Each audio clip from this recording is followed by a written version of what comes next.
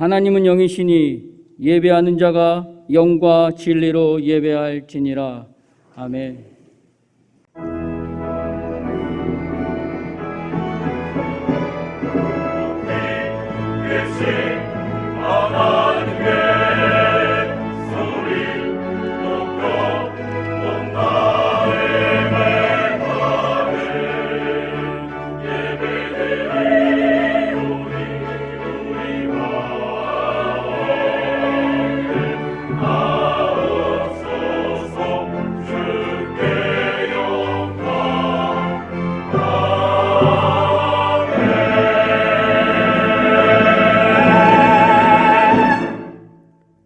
나는 전능하신 아버지 하나님 천지의 창조주를 믿습니다. 나는 그의 유일하신 아들 우리 주 예수 그리스도를 믿습니다. 그는 성령으로 잉태되어 동정녀 마리아에게서 나시고 본디오 빌라도에게 고난을 받아 십자가에 못 박혀 죽으시고 장사된 지 사흘 만에 죽은 자 가운데서 다시 살아나셨으며 하늘에 오르시어 전능하신 아버지 하나님 우편에 앉아 계시다가 거기로부터 살아있는 자와 죽은 자를 심판하러 오십니다. 나는 성령을 믿으며 거룩한 공교회와 성도의 교제와 죄를 용서받는 것과 몸의 부활과 영생을 믿습니다. 아멘. 이 시간 하나님 말씀은 사사기 17장 1절에서 6절 말씀입니다. 사사기 17장 1절에서 6절 말씀입니다. 구약성경 390페이지입니다. 에브라임 산지에 미가라 이름하는 사람이 있더니 그의 어머니에게 이르되 어머니께서 은 1,100을 잃어버리셨으므로 저주하시고 내 귀에도 말씀하셨더니 보소서 그 은이 내게 있나이다. 내가 그것을 가졌나이다 하니 그의 어머니가 이르되 내 아들이 여호와께 복받기를 원하노라 하니라. 미가가 은 1,100을 그의 어머니에게 도로 주매 그의 어머니가 이르되 내가 내 아들을 위하여 한 신상을 새기며 한 신상을 부어 만들기 위해 내 손에서 이 은을 여호와께 거룩히 드리노라. 그러므로 내가 이제 이 은을 내게 도로 주리라. 미가가 그 은을 그의 어머니에게 도로 주었으므로 어머니가 그 은 200을 가져다 은장색에게 주어 한 신상을 새기고 한 신상을 부어 만들었더니 그 신상이 미가의 집에 있더라. 그 사람 미가에게 신당이 있으므로 그가 에봇과 드라빔을 만들고 한 아들을 세워 그의 제사장으로 삼았더라. 그때에는 이스라엘에 왕이 없었으므로 사람마다 자기 소견에 옳은 대로 행하였더라. 아멘. 사람들의 속성은 누구나 자기 소견대로 살아가는 속성을 가지고 있습니다. 태어날 때부터 죽을 때까지 모든 사람들은 자기 소견대로 삽니다. 자기 소견대로. 그러나 저와 여러분들에게는 조금 달라지기 시작했습니다. 어떻게 달라지기 시작했냐면 자기 소견대로 살아가는 우리에게 다른 분의 소견이 우리에게 들어왔습니다. 그 다른 분의 소견이 하나님의 소견이 우리에게 들어왔습니다. 이것은 놀라운 은혜예요. 자기 소견대로만 살 수밖에 없는 인간에게서 누군가의, 즉 하나님의 소견이 내게 들어와 충돌을 하고 있다는 것은 굉장한 복을 받은 사람이에요. 어찌 보면 우리 이렇게 생각하지요. 내 소견대로 살아갈 때 참 편안했어. 그리고 그때는 내가 별 충돌할 이유도 없었고 그것 때문에 내가 고민할 이유도 없었는데 어느 날부턴가는 하나님의 소견이 내게 들어와 내 소견과 충돌하는 아픔을 겪고 있습니다. 근데 여러분들에게 물어보겠습니다. 한편으로는 괴로웠겠지만 괴롭다고 해서 여러분 하나님의 소견이 여러분들에게서 떠나기를 원하는 사람 한번 아멘 해보세요. 정말 감사해요. 나는 또 한두 번 나올 줄 알았어요. 아무리 우리가 충돌해서 충돌 때문에 우리가 아픔이 있어도 하나님의 소견이 우리에게 들어온다는 것은 큰 축복이 아닐 수 없어요. 왜 자기 소견대로만 살아갈 수 있었냐면 본래 우리 하나님께서는 에덴 동산에 사람을 지으실 때 하나님은 자기 소견대로 살기를 원치 아니했습니다. 그러나 하나님의 형상으로 창조된 모든 인간들에게는 자기가 선택할 수가 있었습니다. 자기의 소견을 선택할 수 있고 하나님의 소견을 선택할 수 있는 그 놀라운 특권을 가지고 있었습니다. 그래서 우리 하나님께서는 사람을 창조하시고 우리에게 한 가지 이렇게 명령을 하셨습니다. 이 말씀은 여러 차례 여러분들에게 말씀했지만 그래도 한번 또 읽어보십시다. 창세기 2장 16절 17절 말씀 시작. 여호와 하나님이 그 사람에게 명하여 이르시되 동산 각종 나무의 열매는 네가 임의로 먹되. 근데 요 한 가지만큼은 반드시 우리가 먹지 말아야 할 것이 있었는데 17절 시작. 선악을 알게 하는 나무의 열매는 그만 선악을 알게 하는 나무의 열매. 그래서 우리는 보통 흔히 이렇게 생각한다 하는 이야기를 했습니다. 여러분들이 지금 이 앞에 있는 이 사과나무처럼 그냥 선악 과일의 나무다 이렇게 주로 많이 생각합니다. 그런데 여기서 그것은 중요한 포인트가 뭐냐면 17절 다시 보세요. 선악을 알게 하는 나무의 열매는 먹지 말라. 이 말씀의 뜻은 우리가 본래 하나님께서 선과 악을 알기를 원했다, 원치 않았다? 원치 않았습니다. 왜냐하면 저와 여러분들이 사람이 창조될 때 우리 하나님께서는요 어떻게 살기를 원하시냐면 선한 이는 오직 한 분밖에 없으시잖아요. 누가복음 18장 18절로 19절에 어떤 한 부자가 예수님 앞에 찾아와서 내가 무슨 선한 일을 해야 영생을 얻을 수 있습니까? 하고 물을 때 우리 예수님께서 대답하시기를 무슨 선한 이가 어디가 있느냐? 오직 선한 이는 한 분밖에 없다. 그분이 하나님이시란 말이에요. 그래서 본래 하나님은 인간을 창조하시고 네가 선악을 알기를 원치 않았어요. 먹었다 하는 말은 그때부터는 네가 선과 악을 알게 됐고 즉 자기 기준으로 이게 선이야. 자기 기준으로 이게 악이야. 이렇게 판단했고 그래서 결국은 그가 죽은 거예요.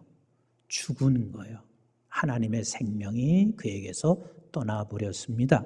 그래서 하나님께서는 본래 하나님을 창조한 모든 인간들은 하나님 보고 가기를 원했어요. 그분만이 선하신 분이시니까 그분 따라가기를 원하셨단 말이에요. 근데 그것을 인간이 먹고 난 후에 죽어서 그 이후부터는 이제는 하나님의 소견을 들을 수도 없고 하나님을 볼 수도 없고 오직 남아있는 게 뭐냐면 자기 소견만 남아있는 거예요. 자기 뜻만 남아있는 거란 말이에요. 그런데 어느 날 우리에게 놀라운 소식이 들어왔습니다. 그 소식이 뭐냐면 나도 모르는 사이에 하나님의 말씀, 하나님의 소견이 우리의 귀에 들려오기 시작했습니다. 그래서 우리는 내 소견과 하나님의 소견과 충돌이 일어나서 내가 만약에 하나님의 소견대로 살지 못하면 내가 양심의 가책을 느끼거나 아니면 하나님 앞에 회개하고 하나님 앞에 기도하는 자리로 나가는 그 분들이 바로 여기에 계신 여러분들이세요. 그러니 우리가 하나님의 소견이 들려지고 내가 깨달아진다고 하는 것은 놀라운 복이 아닐 수가 없습니다. 오늘 본문에서 하나님께서 핵심으로 말씀하시고 있는 17장의 핵심은 바로 17장 6절이에요. 오늘 6절 말씀 같이 한번 읽습니다. 시작. 그때는 이스라엘에 왕이 없었으므로 사람마다 자기 소견에 옳은 대로 행하였더라 그랬습니다. 자기 소견에 옳은 대로 했다. 자기 소견대로 살았다. 그래서 1절부터 5절까지 에브라임 산지에 미가라는 여인이 있었는데 그 미가라는 여인이 자기 소견대로 살아온 세 가지 유형을 여기서 볼 수가 있습니다. 그 첫 번째 유형이 뭔지 1절과 2절 말씀을 같이 읽어볼까요? 시작. 에브라임 산지에 미가라 이름하는 사람이 있더니 그의 어머니에게 이르되 어머니께서 은 1,100을 잃어버렸으므로 저주하시고 내 귀에도 말씀하셨더니 지금 보소서 그 은이 내게 있나이다. 내가 그것을 가졌나이다 하니 그의 어머니가 이르되 내 아들이 여호와께 복받기를 원하노라 하니라. 지금 에브라임 산지에 미가라는 어머니가 있었는데 그 어머니가 자기 소견대로 저주하고 자기 소견대로 축복합니다. 지금 1절과 2절의 말은 이거예요. 은 1,100개가 있었습니다. 그 1,100개를 잃어버렸어요. 그러니까 어머니가 그때부터 말이 거칠어지기 시작했습니다. 여기서 저주했다 그러는데 이 저주가 보통 저주 아니었을 거예요. 입에서 담지 못할 말을 다 내뱉었을 거예요. 그 말을 듣던 그 은 1,100개를 도둑질해 간 자가 누구냐면 당신의 아들이야. 그래서 아들이 그 말을 듣다가 그만 내가 이렇게 저주를 받아서 안 되지. 그래서 은 1,100개를 갖다가 내놓았어요. 그때 어머니 기도가 금방 바뀌어졌습니다. 여호와여 우리 아들 복 주세요 하고 바뀌어졌습니다. 즉 기도가 자기 소견대로 하는 거예요. 제가 이 말씀 읽다가 어쩌면 에브라임 산지에 있는 미가만 그런 게 아니라 우리 어머니도 똑같으셨어요. 저희 집에 과실수 나무가 울타리로 많이 둘러져 있었습니다. 근데 이맘때가 되면 감이 이제 감나무에서 감이 많이 이제 쏟아져 내리는데 그것을 이제 미리 다 따요. 따서 곶감을 만들어 가지고 처마 밑에 곶감을 쭉 만들어 놓습니다. 근데 어디 나갔다 들어오면 뭐 마땅한 이런 먹을 만한 것이 그 당시 없잖아요. 그래서 곶감을 하나씩 빼먹었어요. 곶감 빼먹기라는 말도 있잖아요. 하나씩 빼먹었는데 그 먹다 보니까 이제 표시가 날 만큼 쏙 들어갔어요. 그래서 이젠 들키겠구나 싶어서 아예 그냥 곶감을 통째로 갖다가 어디다 감춰놓고 이제 나만 빼먹어야지 하고 감춰놓았어요. 근데 어머니가 들어오시더니 곶감이 없어졌잖아요. 그때부터 입이 거칠어지기 시작하시는데 어떤 죽놈이 이것을 훔쳐갔는지 벼락 맞아라 뭐 그러시면서 막 거칠게 이야기를 하시는데 내가 가만히 들어보니까 내가 벼락 맞게 생긴 거예요. 그래서 어머니 제가 곶감 빼먹다 보니까 맛있어서 계속 빼먹고 그래서 그냥 내가 먹었어요. 그랬더니 어머니가 하시는 이야기가 그렇게 이렇게 먹는 것도 많이 먹지도 않는 애가 무슨 곶감을 그렇게 다 먹었어. 그래서 사실은 여기라 좀 감춰놨다고. 그리고 곶감을 가지고 나왔어요. 그랬더니 미가하고 똑같으세요. 어머니가 이렇게 말씀하시는 거예요. 하나님 용서해 주세요. 내가 조금 전에 했던 말 용서해 주세요. 우리 아들이 저주받을 수는 없어요. 금방 바뀌어졌습니다. 근데 미가만 그럴 것 같습니까? 저도 마찬가지예요. 내 소견대로 기도해. 조금 성도님들이 아름다운 모습으로 살아가요. 그러면 막 축복하고, 조금 성도들이 목회하는데 별 도움을 주지 않으면 내가 막 저주 그렇게 안 해요. 거기까지는 안 가는데 축복하고 싶은 마음은 사실 없어져요. 그러니까 대다수가 하나님 앞에 기도하는 것조차도 자기 소견대로 그렇게 기도를 해요. 그 두 번째 한번 또 보세요. 우리 한번 3절과 4절을 같이 읽어볼까요? 시작. 미가가 은 1,100을 그의 어머니에게 도로 주매 그의 어머니가 이르되 내가 내 아들을 위하여 한 신상을 새기며 한 신상을 부어 만들기 위해 내 손에서 이 은을 여호와께 거룩히 드리니라.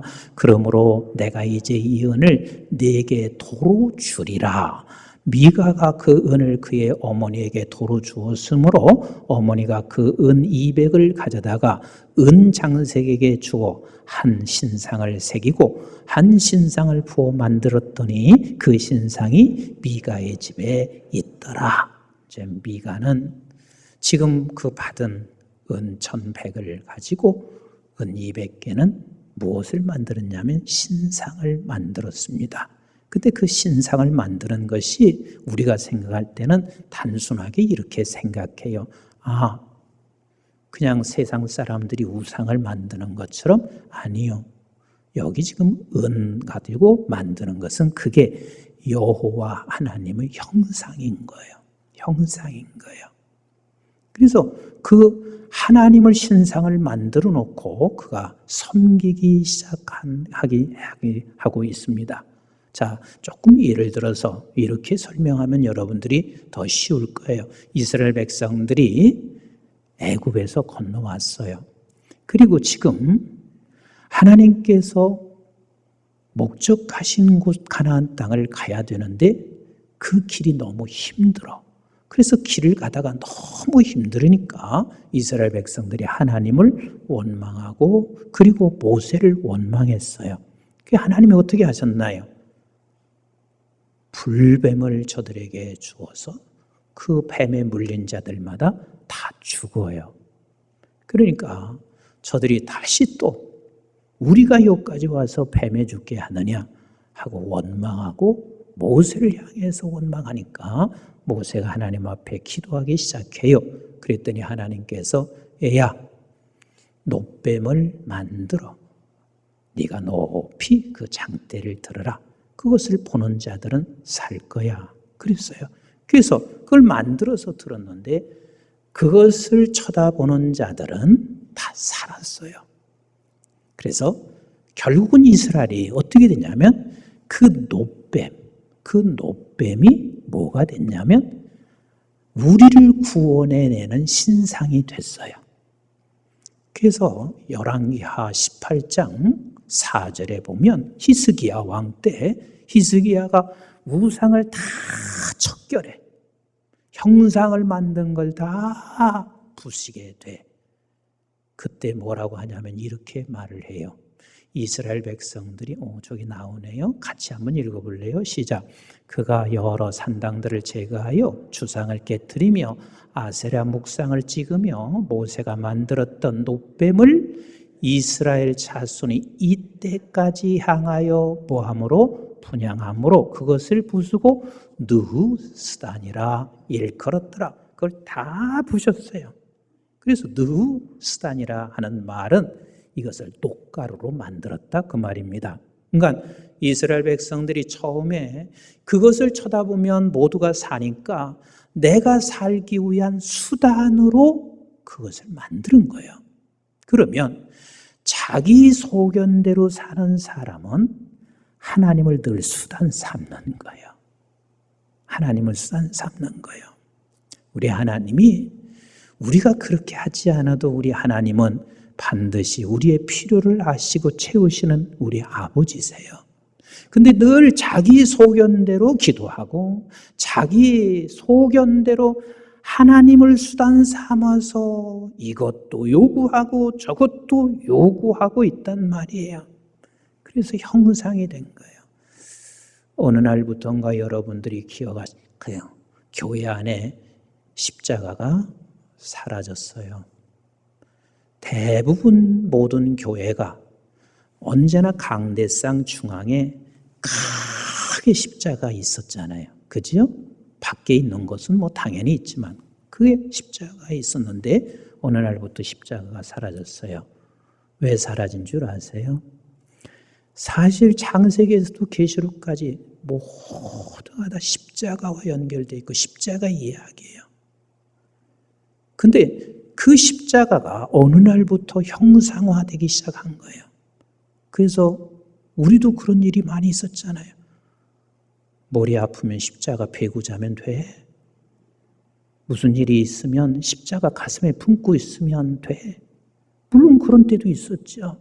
근데 그것이 자기 소견을 이루는 수단이 돼서 형상화되는 것을 막기 위해서 실제는 교회 안에 십자가를 떼었습니다. 떼었다고 해서 그게 사실 문제가 해결된 것도 아니에요. 십자가를 떼냐 붙이냐 때문에 총회에서 얼마나 그것도 싸운 줄 아세요? 뗀다고 해서 형상이 없어지고 붙인다고 해서 형상이 있고 그런 것도 아니란 말이에요. 우리 하나님은 결코 당신 실제 되시는 하나님을 우리는 만나기를 원하지 이것을 형상화시키기를 원치 않아요. 형상화라고 하는 것은 추상적이기 때문에 우리가 무언가를 만들어서 실제로 보기를 원한단 말이에요. 우리 하나님이 추상적이신 하나님이 아닙니다. 우리 하나님은 살아계신 하나님이에요. 우리가 만질 수 있는 하나님이요. 우리가 경험할 수 있는 하나님이세요. 그 하나님을 형상화시켜 자기 소견을 이루는 일의 수단 삼고 있었습니다. 또 하나가 있어요. 5절 한번 보실래요? 5절 시작. 그 사람 미가에게 신당이 있으므로 그가 에봇과 드라빔을 만들고 한 아들을 세워 그의 제사장을 삼았더라. 이제 신당을 차렸잖아요. 그리고 형상을 만들었잖아요. 이제 뭐가 필요했냐면 제사장이 필요한 거예요. 그래서 17장 18장에 보면 그 제사장의 이야기를 쭉 나와요. 그래서 그 제사장을 하나 세웠어요. 얼마씩 주기로 하고 그렇게 제사장을 세웠단 말이에요. 그런데 우리 한번 사사기 18장 30절 한번 보세요. 사사기 18장 30절 시작. 단 자손이 자기들을 위하여 그 새긴 신상을 세웠고 모세의 손자요 게르솜의 아들인 요나단과 그의 자손은 단지파의 제사장이 되어 그 땅 백성이 사로잡히는 날까지 이르렀더라. 제사장이 누구를 세웠냐면 지금 이 미가의 집에 제사장 세운 게 누구냐면 모세의 자손이에요. 그러면 성경에 제사장은 누가 제사장이 되어야 되냐면 출애굽기 28장 1절 같이 한번 보세요. 시작. 너는 이스라엘 자손 종대의 형 아론과 그의 아들을 곧 아론의 아들들을 나답과 아비후와 엘리아살과 이다마를 그와 함께 내게로 나오게 하여 나를 섬기는 제사장 직분을 행하게 하되. 자, 어떤 자손이 제사장이 될 수 있죠? 아론의 자손이 제사장 될 수 있어요. 그러니까 이것도 제사장을 세우는데도 자기 소견대로 제사장을 세우는 거예요.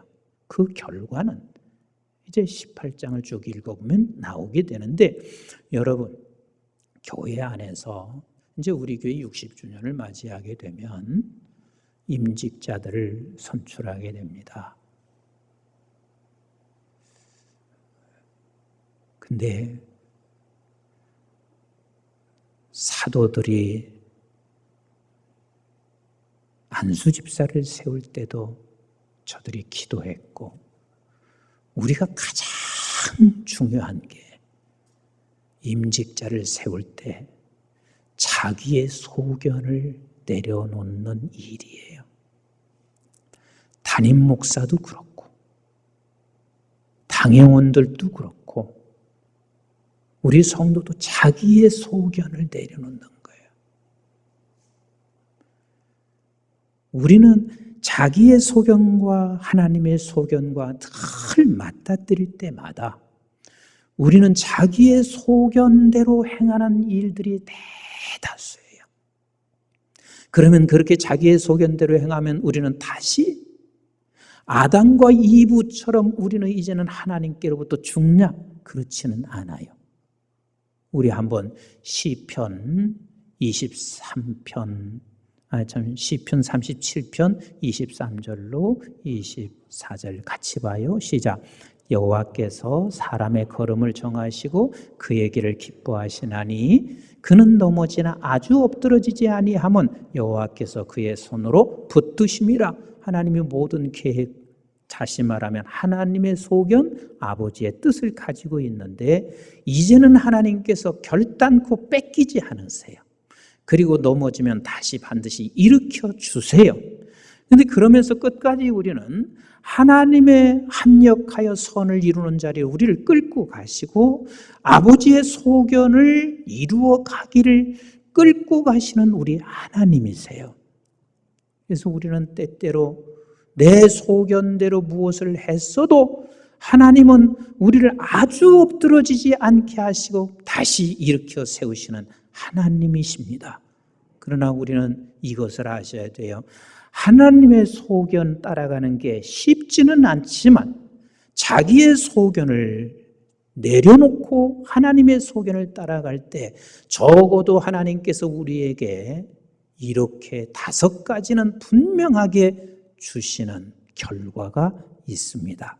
우리 한번 요한복음 6장 38절로 40절 시작.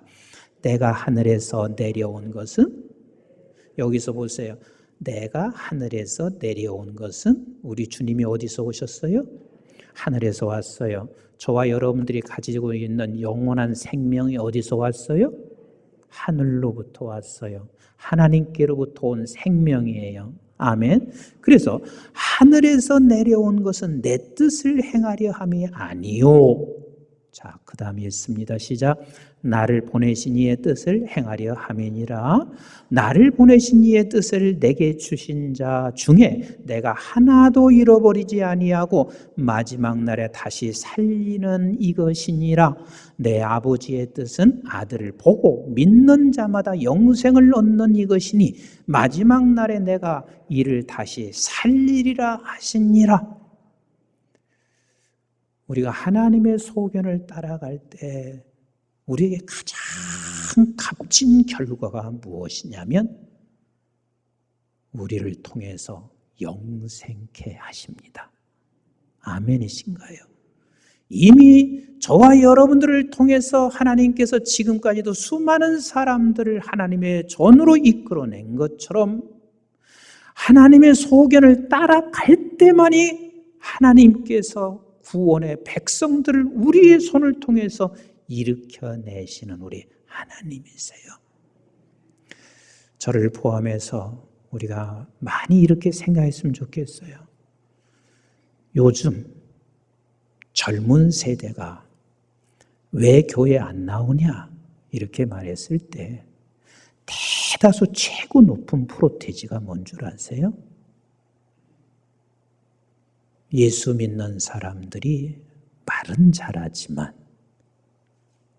목사님들이 설교는 잘하지만 그분들 속에서 하나님 말씀대로 살아가는 것을 못 보고 있습니다. 그러니까 우리는 힘들 수 있어요. 그러나 하나님의 소견을 따라갈 때 영생을 우리를 통해서 얻게 하시는 하나님이세요. 두 번째, 잠언서 3장 5절부터 8절을 같이 읽어볼까요? 잠언서 시작. 너는 마음을 다하여 여호와를 신뢰하고, 여기서 여호와를 신뢰하는 여호와 하나님의 소견을 신뢰하란 말이에요. 그리고 그 다음 시작. 내 명철을 의지하지 말고 내 소견을 의지하지 말란 말이에요. 6절 시작. 너는 범사에 그를 인정하고 어떤 상황이 온다 할지라도 너는 하나님의 소견을 인정해라. 그리하면 시작. 내 길을 지도하시리라. 스스로 지혜롭게 여기지 말지니라. 내 소견을 네가 스스로 그것이 지혜롭다고 생각하지 마라. 여호와를 경외하며 악을 떠날지어다. 이것이 내 몸에 양약이 되어 내 골수를 윤택하게 하리라. 그러니까 하나님의 소견을 따라가면 너 뼛속까지 윤택하게 돼. 뼛속까지 윤택하게 돼. 그리고 세 번째 보실래요? 우리 한번 시편 34편 8절을 같이 한번 보겠어요? 시작. 너희는 여호와의 선하심을 맛보할지어다. 그에게 피하는 자는 복이 있도다. 여호와의 소견을 따를 때 하나님께서는 분명히 말씀하시고 있습니다. 내가 반드시 그것을 통하여 내가 여호와의 선하심을 맛보아 알게 될 것이다. 그러니까 하나님의 소견을 따라가게 되면 우리는 이 길이 정말 영광의 길이고 이 길이 윤택한 길이고 이 길이 복된 길이라는 것을 네가 맛보아서 알게 될 것이다 말씀하세요. 그리고 네 번째, 성경은 수없이 말하고 있지만 그냥 5가지만 제가 골라봤어요. 네 번째, 우리 한번 이사야서 40장 31절을 같이 봐요. 시작. 오직 여호와를 앙망하는 자는 새 힘을 얻으리니 독수리가 날개치며 올라감 같을 것이요 다른 집 박제라에도 곤비하지 아니하고 걸어가도 피곤하지 아니하리로다. 네가 여호와의 소견을 따라봐라. 앙망해봐라. 그 소견을 네가 정말 앙망해봐라. 새 힘을 얻어. 그리고 너는 올라가. 그리고 내가 피곤하지 않아. 낙심치 않아. 이 하나님이 여호와의 소견을 따르는 자들에게 약속하시고 있습니다. 마지막이요. 우리 한번 필립보서 2장 6절부터 11절 말씀 같이 한번 읽어봅니다. 필립보서 2장 시작. 그는 근본 하나님의 본체시나 하나님과 동등됨을 취할 것으로 여기지 아니하시고 오히려 자기를 비워 종의 형체를 가지사 자기 소견을 다 버리셨어요. 자기 소견을 다 버리시고 사람과 같이 되셨고, 그 다음에 8절 사람의 모양으로 나타나사 자기를 낮추시고 죽기까지 하나님의 소견에 복종하셨으니 곧 십자가에 죽으심이라. 이러므로 하나님이 그를 지극히 높여 모든 이름 위에 뛰어난 이름을 주사. 믿으시면 아멘. 우리도 마찬가지요. 하나님의 소견을 따라가면 우리를 지극히 높여 그 하나님 앞에 무릎 꿇게 하십니다. 10절 시작. 하늘에 있는 자들과 땅에 있는 자들과 땅 아래에 있는 자들로 모든 무릎을 예수의 이름에 꿇게 하시고 모든 입으로 예수 그리스도를 출하신하여 하나님 아버지께 영광을 돌리게 하셨느니라. 하나님의 소견을 따를 때 그때 비로소 하나님 앞에 영광이 돌려지게 됩니다. 미국의 16대 대통령 아브라함 링컨이 있습니다. 우리가 너무 잘 알고 있죠. 근데 아브라함 링컨 대통령이 되면서 그가 남북전쟁이 일어나요. 1861년에 남북전쟁이 시작돼서 65년간 전쟁을 하게 돼요. 그래서 사상자만 그 당시에 103만 명의 사상자가 일어났다고 그래요. 당시에 103만 명은 굉장히 큰 숫자예요. 사람이 하나님의 소견을 따라가는 데 있어서 제일 힘들 때가 언제냐면 잘 될 때도 힘들지만 어려울 때는 정말 힘들어요. 내 소견, 다른 사람의 소견을 따라가고 싶어요. 내가 한번 사업에 망해보세요. 내가 아파보세요. 하나님의 소견보다는 내 소견을 따라야 살 것 같이 느껴져요. 그 에브라함 링컨이 오죽했겠어요. 그런데 남쪽 사람들이 북측을 이겨가고 있었습니다. 에브라함 링컨은 북측의 사람이죠. 그 남측에는 로버트 리라고 하는 장수가 있었는데 대단한 전략가였다고 합니다. 그래서 전쟁에 지금 우리가 패배하고 있어요. 그래서 에브라함 링컨 참모가 에브라함 링컨에게 찾아와서 이렇게 말을 해요. 카카, 하나님이 저들 편에 있습니다. 우리 편에 하나님이 계신 게 아니라 저들 편에 있습니다. 이때 에브라함 링컨 한 말이 대단히 위대한 말을 남깁니다. 이렇게 그 참모에게 말을 합니다. 우리는 끝까지 우리가 하나님 편에 서 있기를 기도해야 한다.